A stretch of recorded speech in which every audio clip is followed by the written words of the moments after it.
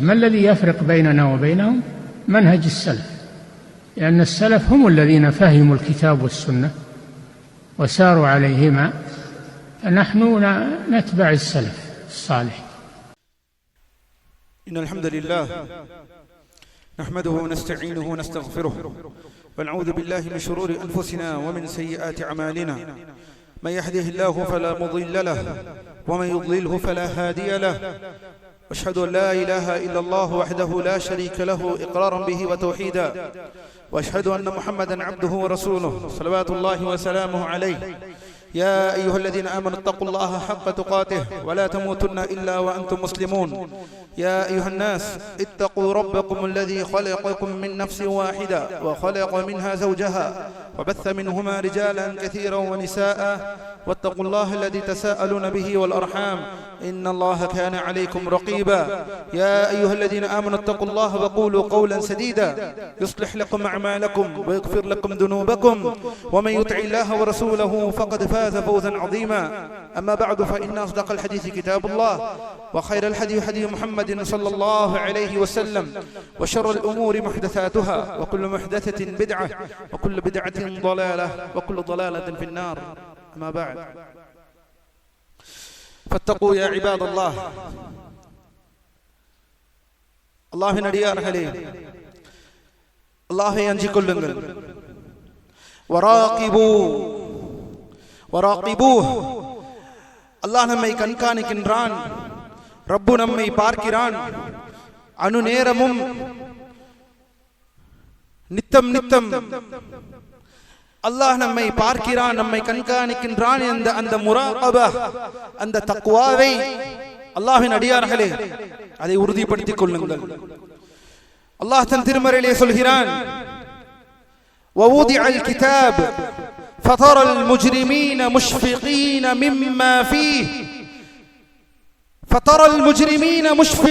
مما فيه ويقولون يا ويلتنا ما لهذا الكتاب لا يغادر صغيرة ولا كبيرة إلا أحصاها ووجدوا ما عملوا حاضرا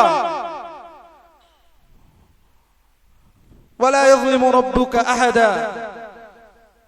அல்லாஹ்வின் அடியார்களே, அல்லாஹ் தன் திருமறையிலே கூறுகிறான், ووضع الكتاب, இந்த ஏடு வைக்கப்பட்டது. அதை ஃபதரல் முஜ்ரிமீன், அநியாயக்காரர்கள் அதை பார்த்து கவலையோடு சொல்வார்கள், என்ன ஏடு இது? யா வைலத்தனா, என்னுடைய விதியே, என்ன ஏடு இது? லா யுகாதிரு ஸகீரத்தன் வலா கபீரா, சின்னதையும் விடாமல், அணு விஷயங்களையும் விடாமல், பெரிய விஷயங்களையும் விடாமல் அனைத்தையும் எழுதி இருக்கிறது. இந்த பூமியில் நான் செய்த அனைத்தையும் இது எண்ணி விட்டது, எதையும் விட்டுவிடவில்லையே. ஒரு சின்ன அணுவை கூட இந்த நூல், இந்த ஏடு விட்டுவிடாமல் அனைத்தையும் எடுத்து எழுதிவிட்டது. என் விதியே, யா வைலத்தனா.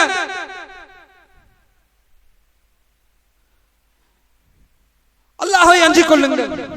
நாம் செய்யக்கூடிய இந்த விஷயம் ஒவ்வொன்றுக்கும் நாம் பதில் கூற வேண்டும். அல்லாஹ்வின் அடியார்களே, முக்கியமாக நாம் ஏமாற்றம் செய்வதிலிருந்து, மோசடி செய்வதிலிருந்தும், பண விஷயங்களில் மோசடி செய்வதிலிருந்தும் அல்லாஹ் நம்மை பாதுகாப்பானாக. மோசடி சாதாரண விஷயம் அல்ல. அல்-குல், பண விஷயங்களில் மோசடி செய்வதையும் அல்லாஹ் கண்காணிக்கின்றான் என்பதை மறந்து விடாதீர்கள். وَوَجَدُوا مَا عَمِلُوا حَاضِرًا, அவர்கள் என்ன செய்தார்களோ அதை பார்ப்பார்கள் அந்த ஏட்டில்.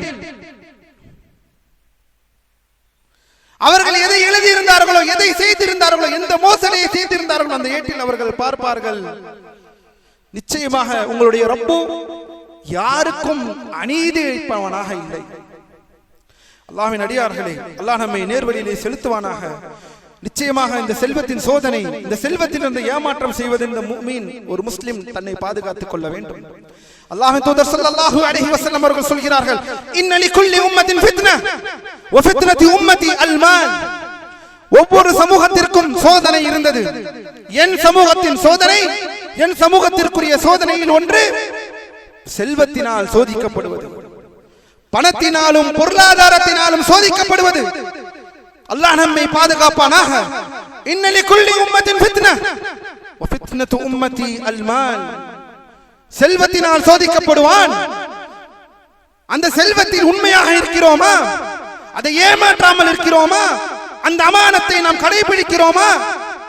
ஒரு வியாபாரத்திலோ அல்லது ஒரு அமானத்திலோ அல்லது ஒரு கொடுக்கல் வாங்கலிலோ அல்லாஹ்விற்கு பயந்து அதில் உண்மையாளராக நாம் இருக்கிறோமா?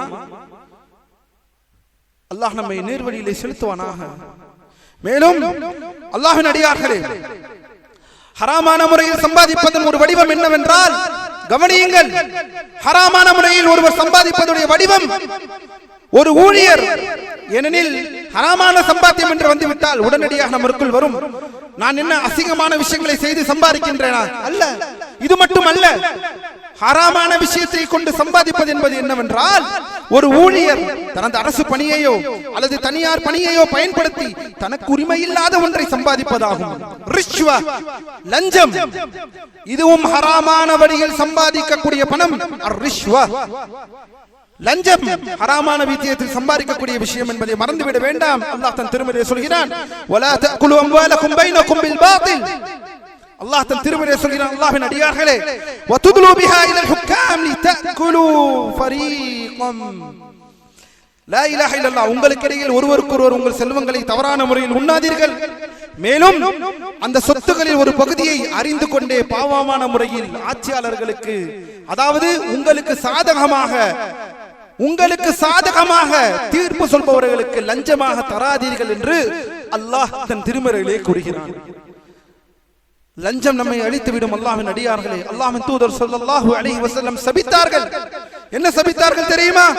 லஅனத்துல்லாஹி அலர் ராஷி வல் முர்தஷி. லஞ்சம் வாங்குபவனும் லஞ்சம் கொடுப்பவனும் அல்லாஹ் சுப்ஹானஹு வ தஆலா சபிக்கின்றான். அல்லாஹ் சபிக்கின்றான். லஅனத்துல்லாஹி அலர் ராஷி வல் முர்தஷி. நிச்சயமாக அல்லாஹ்வின் அடியார்களே, நம்முடைய விஷயத்தில் ஒரு மறுமலர்ச்சி தேவைப்படுகிறது. நம்முடைய கொடுத்தல் வாங்கலில் ஒரு மறுமலர்ச்சி தேவைப்படுகிறது.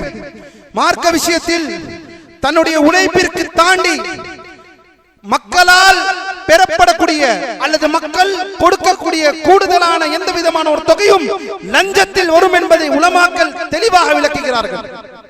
எந்த ஒரு வேலையை செய்வதற்காக, அது அரசு வேலையாக இருக்கட்டும், அரசு வேலையாக இருக்கட்டும் அல்லது தனியாராக இருக்கட்டும், யாருக்காவது ஒரு வேலைக்காக அவர் உத்தியோகிக்கப்பட்டால் அந்த வேலையை செய்வதற்கு அவருக்கென்ற சம்பாத்தியம் ஒன்று இருக்க, அதை தாண்டி அந்த வேலையை நடுவிலே வைத்து உங்களுக்காக அதை செய்தேன் என்பதற்காக கூடுதலாக ஒருவர் வாங்கக்கூடிய பணம் அல்லது பெறக்கூடிய பணம் அல்லது கொடுக்கக்கூடிய ஒரு பணம், இது லஞ்சம். அவர் மீது அல்லாஹ்வின் லஅனத்துல்லாஹி அலர் ராஷி வல் முர்தஷி. அல்லாஹ் நம்மை பாதுகாப்பானாக. அல்லாஹ்வின் அடியார்களே, உலமாக்கள் ஹதீஸை பாருங்கள், இந்த ஹதீஸை செவிமடுங்கள். இந்த ஹதீஸை செவிமடுக்கும் பொழுது அல்லாஹ்வின் தூதர் ஸல்லல்லாஹு அலைஹி வஸல்லம் அலைஹி அஃதலுஸ் ஸலாத்தி வஸ்ஸலாம் என்ன சொல்கிறார்கள் என்பதை பாருங்கள். நபி அவர்கள் பனு அஸத் குலத்தை சேர்ந்த இப்னுல் உஸ்பிய்யா என்று அழைக்கப்படும் ஒரு மனிதரை ஜகாத் வசூலிக்கும் அதிகாரியாக நியமித்தார்கள். ஜகாத்தை வசூலிக்கும் ஒரு அதிகாரியாக நியமித்தார்கள். அவர் பணியை முடித்து திரும்பி வந்தபோது நபி அவரிடம் சொன்னார்கள், நபியே, அல்லாஹ்வின் தூதரே, இது உங்களுக்குரியது, அதாவது கிலாஃபத்திற்குரியது, அரசிற்குரியது, இது உங்களுக்குரியது, இது எனக்கு அன்பளிப்பாக வழங்கப்பட்டது.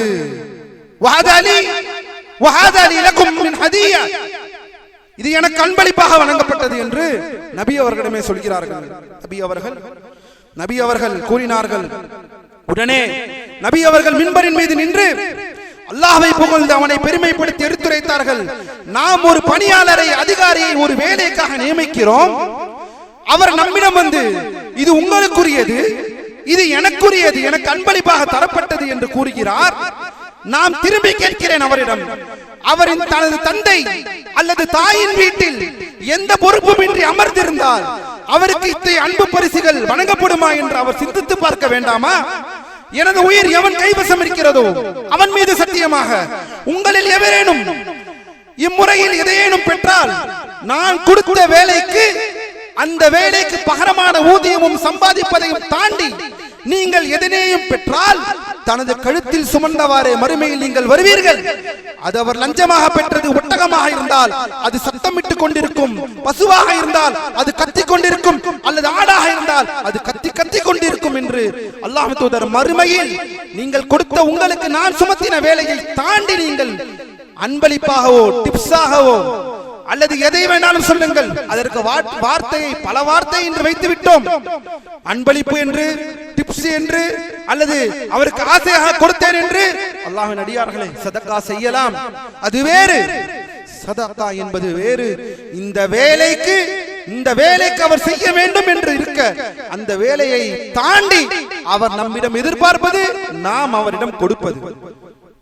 அல்லாஹ் நம்மை நேர்வழியில் செலுத்துவானா? ஜகாத்தை வசூலிக்க சொல்லக்கூடிய ஒரு அதிகாரியிடம் நபி அவர்கள் இந்த அளவிற்கு கடுமையாக நடந்திருக்கிறார்கள் என்றால், ஒரு சஹாபியிடம் நாம் எந்த அளவிற்கு சிந்திக்க வேண்டும்? பண விஷயத்தில் அல்லாஹ் நம்மை பாதுகாப்பானாக. லஞ்சம் தலைக்கேறி விட்டது. அல்லாஹ்வின் அடியார்களே, அல்லாஹ் நம்மை நேர்வழியில் செலுத்துவானா? ஒரு முஸ்லிம் மும்மாரி சமுதாயம், ஒரு முன்னுதாரணமாக திகழ வேண்டிய ஒரு முஸ்லிம். எடுத்துக்காட்டாக ஒரு சிறிய எடுத்துக்காட்டை சொல்கிறேன். அல்லாஹ்வின் அடியார்களே, எரிவாயு கேஸ் சிலிண்டரை வருபவராக இருக்கட்டும், அல்லது வேறு ஏதாவது வேலையை நம் வீட்டிற்கு செய்பவராக இருக்கட்டும், அவருக்கு அந்த ஊதியம், அவர் ஒரு கேஸை ஒரு சிலிண்டரை எடுத்து அந்த வீட்டில் வைப்பதற்கு தான் ஊதியம். அதை கேட்டு தெரிந்து கொள்ளுங்கள்.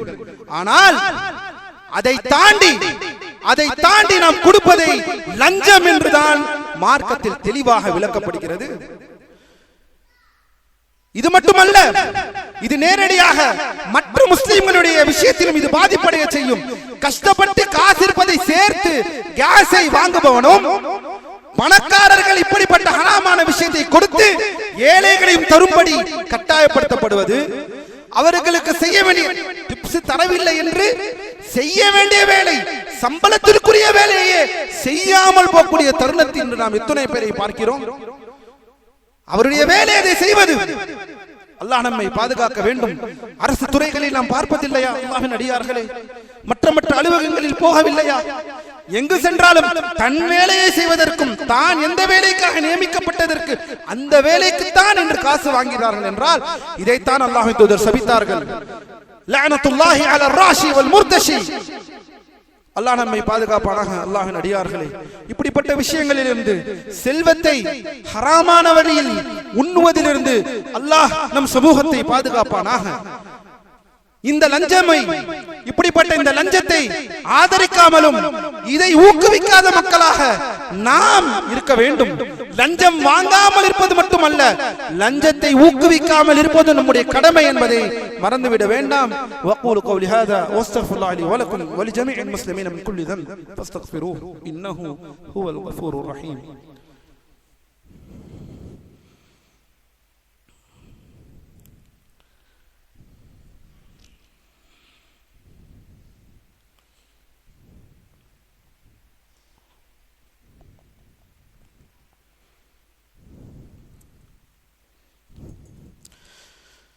الحمد لله على إحسانه والشكر له على توفيقه وامتنانه وأشهد أن لا إله إلا الله وحده لا شريك له تعظيما لشأنه وأشهد أن محمدا عبده ورسوله صلوات الله وسلامه عليه.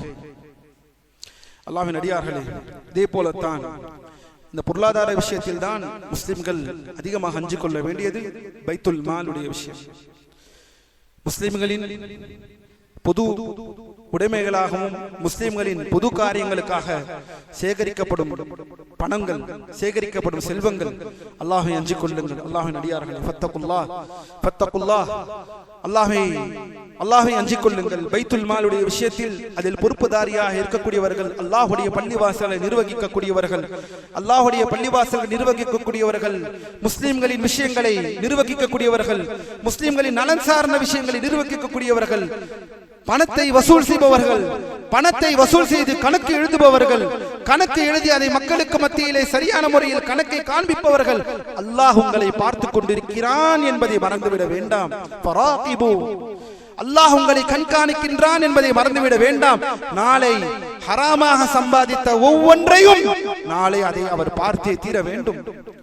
லா யுகாதிரு ஸகீரத்தன் வலா கபீரா இல்லா அஹ்ஸாஹா.